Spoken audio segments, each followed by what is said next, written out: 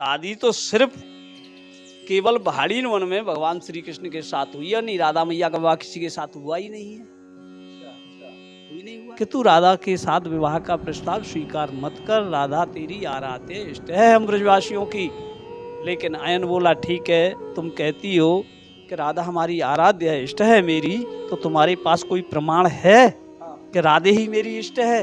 यानी नेत्र बंद किए और भगवान श्री कृष्ण का आह्वान किया और भगवान श्री कृष्ण वहां प्रकट हुए और अयन से बोले, अयन देख मेरी तरफ मैं कौन हूं।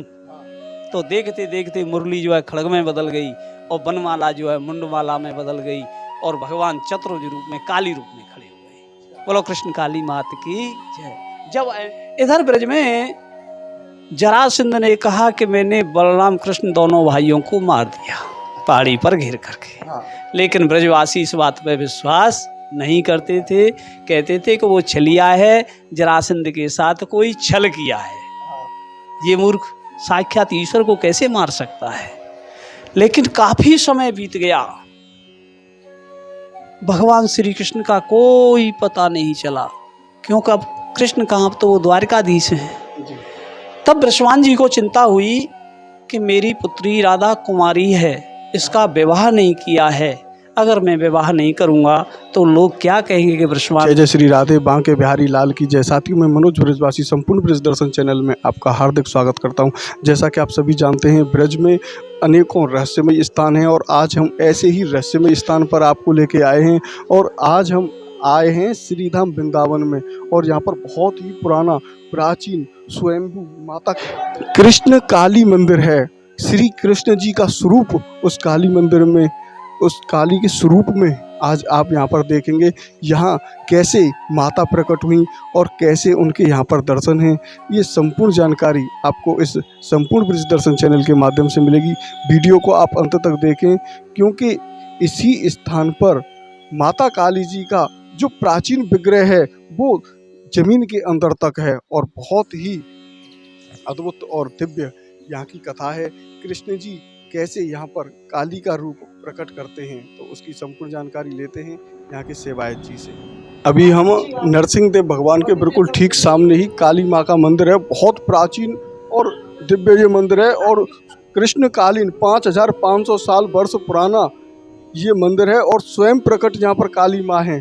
तो जानते हैं यहाँ की महत्वता और यहाँ कैसे माता प्रकट हुई, कितना इनका, जैसे अभी माँ जी बता रही हैं कि ये स्वयं प्रकट हुई हैं और नीचे तक धसी हुई हैं। जितनी माँ ऊपर हैं इतनी माँ, पता नहीं माँ कितनी नीचे और हैं, तो ये प्रकट हुई हैं। और ये तो चरण तो उनके बनवाए हैं इसलिए, और ये सेवा पंडित जी महाराज हैं, ये आपको बताएंगे। और मैं तो इतना जानती हूँ, दर्शन करने आती हूँ खाली तो माँ दर्शन देती हैं, बुला लेती हैं, बगल में घर है तो भगवान के चरणों में रह रहे हैं तो दर्शन करना जरूरी है। ठाकुर जी की कृपा बिना कुछ भी नहीं होता है। इनकी भावनाएं जब हम आते नहीं कैसा है, बस भगवान ब्रज में जन्म दिया और ब्रज में हमारा हम ब्रज की बेटियां दाऊ जी की, बलदेव की, और यहाँ जीवन अपना। ठाकुर जी ने ब्रज की बेटी बोलते हैं ना, गोकुल की बेटी, मथुरा की बेटी, गोकुल की गाय, और कर्म फूटा बाहर जाए। तो हमारे ब्रज में ही हमारा जन्म और ब्रज में ही हमारा मरण। हम जमुना मैया के चरणों में जाना चाहते हैं। जमुना मैया अब वृंदावन में ही हमारा शरीर छूटे और जमुना मैया के चरणों में सदा सदा ही हम बने रहें। जय हो जमुना मैया की। बोल काली मैया। जैसा कि आपने सुना कि ब्रज की बेटी ब्रज में ब्याहे और बाहर जाए तो कर्म फूटे, इस तरीके की बहुत पुरानी कहावत है। तो यहाँ महाराज जी से जानते हैं इस काली माँ मंदिर की बहुत ही अद्भुत कथा के बारे में। शुभ नाम क्या है महाराज? मेरा नाम राम बाबू। तो महाराज जी यहाँ पर माता कैसे प्रकट हुई, क्या इनकी लीला है? ये कृष्ण काली है, जो भगवान श्री कृष्ण ने काली रूप धारण किया था वो विग्रह है और ये स्वयं प्रकट है। तो भगवान श्री कृष्ण ने काली रूप धारण क्यों किया, क्या कारण बना, तो वो कथा बताता हूँ तुम्हें। जब भगवान श्री कृष्ण जरासंध से युद्ध में रण छोड़ के गए तो एक रात उन्होंने गुजरात में डाकोर नामक स्थान है, रातों रात ठाकुर जी ने वहाँ वास किया और रातों रात में द्वारकापुरी का निर्माण कर दिया और वहाँ के राजा हो गए द्वारकाधीश। अब कृष्ण के नाम से कोई पहचान नहीं, अब तो वो राजा द्वारकाधीश हो गए। इधर ब्रज में जरासंध ने कहा कि मैंने बलराम कृष्ण दोनों भाइयों को मार दिया पहाड़ी पर घेर करके। लेकिन ब्रजवासी इस बात पर विश्वास नहीं करते थे, कहते थे कि वो छलिया है, जरासंध के साथ कोई छल किया है, ये मूर्ख साक्षात ईश्वर को कैसे मार सकता है। लेकिन काफी समय बीत गया, भगवान श्री कृष्ण का कोई पता नहीं चला, क्योंकि अब कृष्ण कहाँ, अब तो वो द्वारकाधीश हैं। तब बृषभान जी को चिंता हुई कि मेरी पुत्री राधा कुमारी है, इसका विवाह नहीं किया है, अगर मैं विवाह नहीं करूँगा तो लोग क्या कहेंगे कि बृषभान ने अपनी पुत्री का विवाह नहीं किया है। तो ऐसा विचार करके वो राधा मैया के विवाह का प्रस्ताव लेकर के गोपों के पास जाने लगे। लेकिन जिस गोप के पास जाते हैं वो ये हाथ जोड़ देता है, कहता है कि राधे तो हमारी आराध्य है, इष्ट है, ऐसा कैसे कर सकते हैं। तब बृषभान जी की चिंता और बढ़ गई। तो ब्रज में एक गोप ऐसा था जो भगवान श्री कृष्ण को भगवान नहीं मानता था, उसका नाम था अयन, और वो माँ काली का भक्त था। वो कहता था कि कृष्ण कोई भगवान नहीं है, बड़े घर में पैदा हुआ है, बलशाली है, तो इसका मतलब भगवान थोड़ी हो गया, भगवान तो माँ काली है, माँ काली का उसकी इष्ट थी। तो बृषभान जी अयन के पास वो प्रस्ताव लेकर के पहुंचे राधा मैया के विवाह का। तो अयन ने वो प्रस्ताव स्वीकार कर लिया। जब प्रस्ताव स्वीकार किया तो घर जो है पूरा विरोध करने लग गया। जटला माँ, कुजटला बहन सब जो है विरोध कर रहे हैं कि अयन तू पागल हो गया है, राधे हमारी आराध्य है, इष्ट है, ऐसा कैसे कर सकता है। लेकिन वो किसी की नहीं मान रहा है। तो यहाँ केशी घाट पे जटला कुजटला दोनों ही स्नान करने के लिए आया करते थे। जैसे कि पर्व पर गया कोई तो त्योहार पे आते हैं, पहले ब्रजवासी सभी हर पर्व पे आते थे यहाँ। तो यह स्नान करने आई, स्नान करके वस्त्र पहन के जब चलने लगी तो बेटी ने माँ से कहा कि माँ भाई को समझाओ, अगर ये आराध्य के साथ विवाह करेगा तो इसका अंजाम क्या होगा। तो माँ कहने लगी बेटी मैंने बहुत समझाया है लेकिन अयन मानता ही नहीं है। तो बातें करती जा रही, सामने से अयन आ रहा था। तो वो दोनों अयन को फिर समझाने लगी कि तू राधा के साथ विवाह का प्रस्ताव स्वीकार मत कर, राधा तेरी आराध्य इष्ट है हम ब्रजवासियों की। लेकिन अयन बोला ठीक है, तुम कहती हो कि राधा हमारी आराध्य इष्ट है मेरी, तो तुम्हारे पास कोई प्रमाण है कि राधे ही मेरी इष्ट है। वो दोनों चुप हो गई क्योंकि उनके पास तो कोई प्रमाण नहीं था। अब अयन भी उनके साथ वापस हो लिया। तो आगे राधा मैया खड़ी मिली और राधा मैया ने अयन से कहा, अरे अयन तू इनसे क्या प्रमाण मांग रहा है, प्रमाण तो तू मुझसे मांग, मैं दूंगी तुझे कि मैं तेरी इष्ट हूं। तो कह आप प्रमाण दे दीजिए, मैं विवाह नहीं करूंगा। तो मान दे कि मैं तुझे प्रमाण देती हूँ। तो राधा मैया ने नेत्र बंद किए और भगवान श्री कृष्ण का आवाहन किया और भगवान श्री कृष्ण वहां प्रकट हुए और अयन से बोले, अयन देख मेरी तरफ मैं कौन हूं।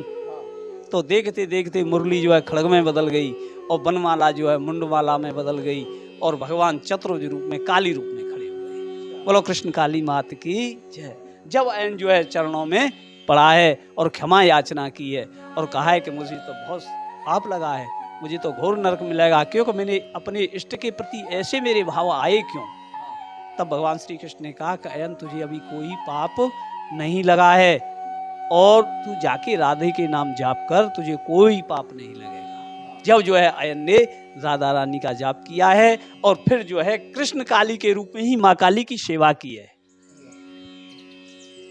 ये जाके तो महाराज जी जैसे शनिदेव के ठीक सामने गांव जाव है, वहाँ पर राधा रानी का मंदिर है और वहीं पर जटला और कुटला का भी मंदिर है और काली माता का भी मंदिर है वहाँ पर।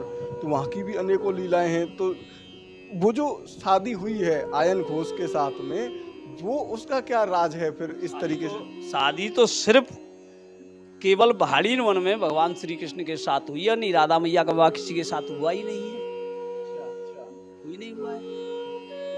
वहाँ पर जो मंदिर है वहाँ पर बताते हैं कि कृष्ण जी के साथ में राधा जी का विवाह नहीं हुआ था, लेकिन आयन घोष के साथ हुआ था। और आयन घोष राधा रानी से कभी मिला नहीं, उनसे दूरी ही बना के रखता था, कभी भी उनके पास में नहीं आया। तो उसके रहस्य के बारे में कुछ आप बताएंगे? इस बारे में हमें कोई जानकारी नहीं। जो श्रीमद् भागवत में कथा है वो यही है, इसी के हिसाब से है जो हमारे महाराज जी ने हमको बताया कि इसकी जो है श्रीमद् भागवत में कथा ये है। विवाह तो अयन के साथ हुआ ही नहीं है। अयन के साथ संबंध जोड़ने के लिए ब्रह्मवान जी गए थे, लेकिन विवाह हो नहीं पाया। ये है।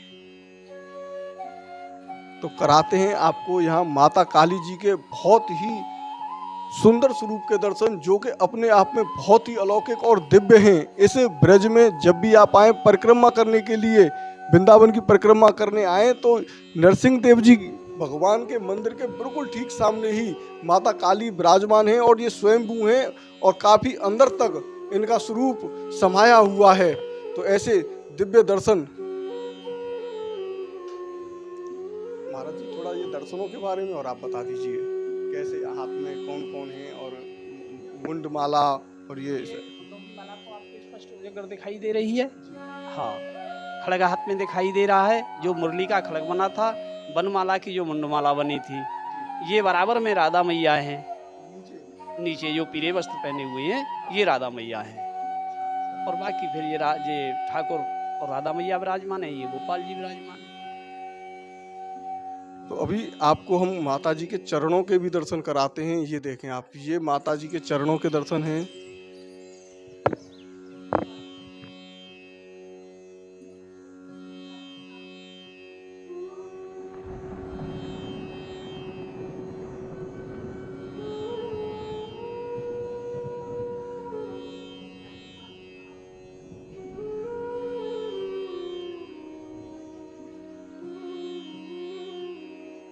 साथियों, आपने ये वीडियो हमारा अंत तक देखा, उसके लिए बहुत बहुत धन्यवाद।